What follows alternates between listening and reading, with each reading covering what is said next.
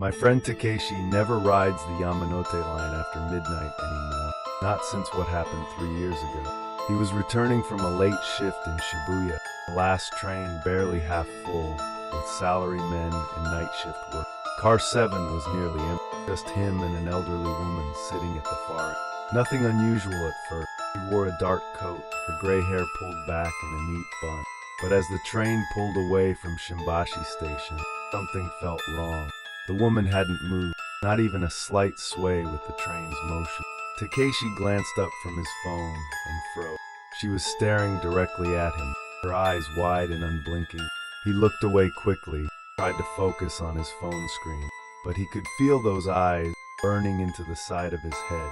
When the train stopped at Tamachi, nobody got on or off. The doors opened, closed, the woman was gone. Takeshi blinked, looked again. The seat was empty. He hadn't seen her move, hadn't heard footsteps. The train pulled away, and he tried to convince himself he simply walked to another car. But at Shinagawa she was back. Same seat, same position, same unblinking stare. Takeshi's hands began to shake, cold sweat beading on his forehead. This time he forced himself to keep watch. The train slowed for Osaki Station. Doors opened with their familiar chime. The woman stood, but instead of walking toward the doors, she began walking directly toward him. Her feet made no sound, her eyes never left his face. Takeshi wanted to run, wanted to scream, but his body wouldn't obey. She stopped directly in front of him and opened her mouth. No words came out, only a sound like rushing air, like a tunnel wind. The doors chimed their closing warning, and she was gone again. Takeshi stumbled off at the next stop, legs shaking, gasping for air. He took a taxi home, spent $300 rather than risk another train. The next morning, he checked the news, searching for any report. Nothing about accident, nothing about missing person, but buried in a small article about railway maintenance. Car 7 of that particular train had been out of service for 6 months, damage from a fatal accident where an elderly woman had fallen onto the track. Takeshi still takes the train to work, but never after 11 p.m., and he always avoids car 7. There is no platform 13 at Shinjuku Station. At least, there shouldn't. Yuki discovered this 3 months ago, during one of Tokyo's infamous last train rush. She'd missed her connection, crowds pushing and shoving in the endless corridor. Desperate not to miss the final train home, took a shortcut down an unfamiliar stair. The lighting was different here, older fluorescent tubes casting sickly yellow pools. The walls were tiled in faded green, a style she'd never seen in modern Shinjuku. At the bottom of the stairs, a sign read Platform 13 in weathered kanji. Yuki paused. She'd been using Shinjuku Station for 5 years, knew every platform. There was no Platform 13, but she could hear a train approaching, familiar rumble echoing through the tunnel. Maybe it was a maintenance line, or a forgotten spur she'd never noticed. The platform was empty, eerily quiet despite the approaching train. No announcements, no safety barriers, no other passengers. The train emerged from the darkness, an old model she didn't recognize. Silver cars with small windows, like something from decades past. It stopped with a soft hiss, doors sliding open silently. Inside, she could see passengers, but something was wrong with them. They sat perfectly still, faces turned toward the windows, never moving. Their clothes looked old-fashioned styles from the 1980s, maybe earlier. Yuki stepped closer, and one of them turned to look at her. A businessman in a worn suit, his face pale and drawn. He smiled and gestured for her to come aboard. Something deep in her mind screamed warning, but her feet began to move. She was almost at the door when she heard footsteps behind her. A station worker running down the stairs, shouting in Japanese.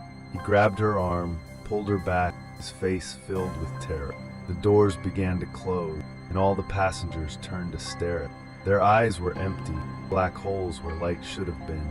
The train pulled away, disappearing into the tunnel, taking its silent cargo with it. The worker spoke broken English, told her Platform 13 had been sealed in 1987.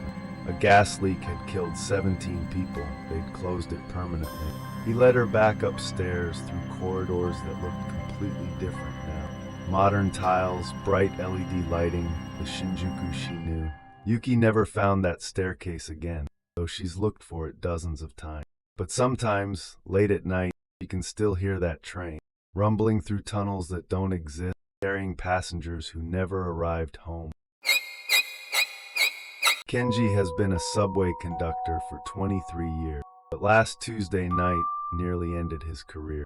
He was working the final run on the Tozai line, the train that clears the system for nightly maintenance. 1:47 a.m., the last passenger had gotten off at Nakano, or so he thought. Standard procedure: walk through each car, check for sleeping passengers or forgotten belongings.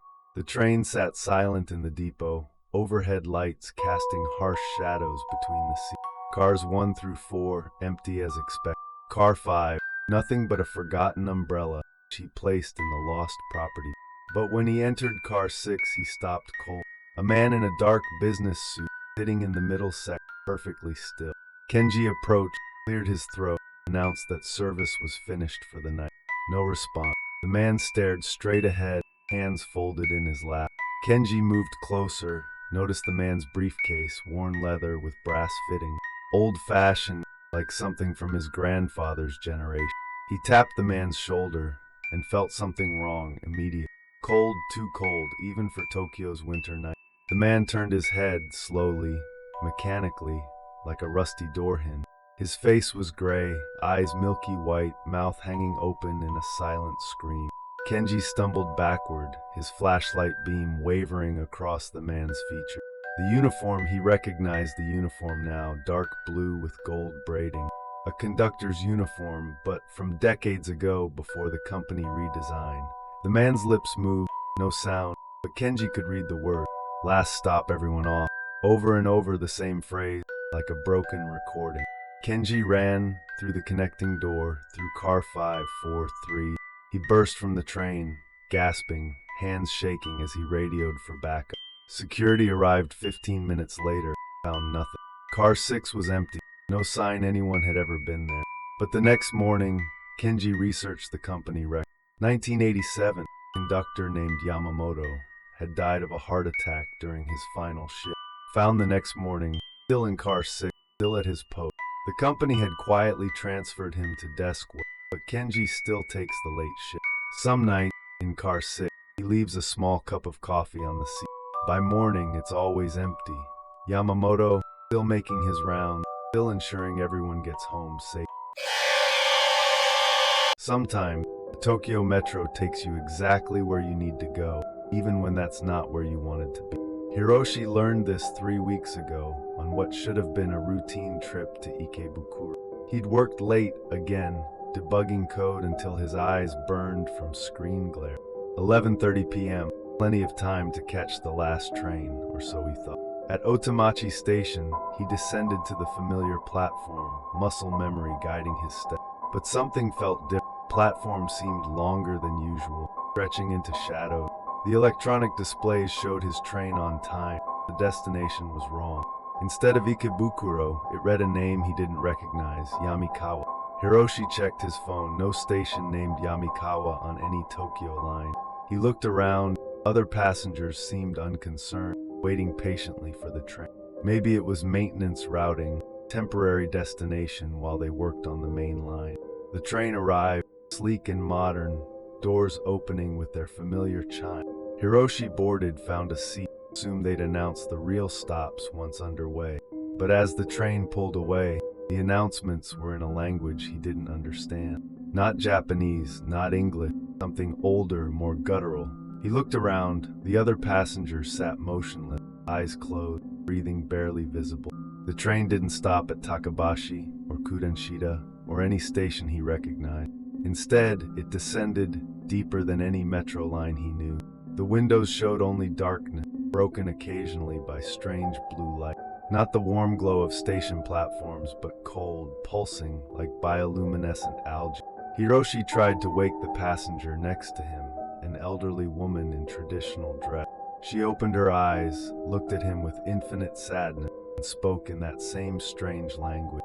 Her words made no sense. Somehow he understood. You shouldn't be here. The train began to slow, approaching a station that shouldn't exist. The platform was carved from black stone, lit by those same blue flames. Figures waited there, but they weren't quite human, their shadows too long, their faces too pale. The doors opened, and the other passengers began to ride, moving like sleepwalkers toward the exit. Hiroshi pressed himself against his seat, every instinct screaming at him not to leave the train. The elderly woman paused beside him, placed a cold hand on his shoulder. "Not your time," she whispered, and suddenly he was alone. The doors closed, the train lurched forward and began to ride, up through darkness, up toward familiar light, up toward the world of the living. When the doors opened again, he was at Ikebukuro Station, intended destination. 12:45 a.m., 15 minutes later than the last train should have arrived. Hiroshi stumbled onto the platform, legs shaking, mind reeling with what he'd experienced. He never found Yamakawa on any map, never learned what that strange language was. But he knows, somewhere beneath Tokyo, trains run to destinations that don't appear on any schedule. And sometimes, if you're very unlucky, you might catch the wrong train. Mai has a habit of staring at her reflection in train windows, but after last Friday, wishes she'd looked away. She was returning from her part-time job in Harajuku, the late shift at a 24-hour convenience store. The Yamanote line at 2 a.m., nearly empty, except for a few salarymen and night shift work. Mai sat by the window, watching Tokyo blur past, neon signs reflecting off the glass. That's when she noticed her reflection was wearing different clothes. She wore her usual convenience store uniform, blue shirt and black pants. But her reflection wore a white dress, old-fashioned, like something from a period drama. Mai blinked, rubbed her eyes, but the reflection remained unchanged. Stranger still, her reflection moved independently, turning to look at something Mai couldn't see. In the reflection, the train car was different too. Older seat, different lighting, and there were other passengers, people in clothes from decades past, sitting silently. Mai looked around the real train car, still nearly empty, still modern and familiar. But in the window, her other self stood up, began walking toward the front of the car. Mai remained seated, but watched in fascination as her reflection moved through that other train. The reflection Mai stopped beside an elderly man, spoke to him, though no sound came through the glass. The man looked up, smiled, and Mai felt a chill run down her spine.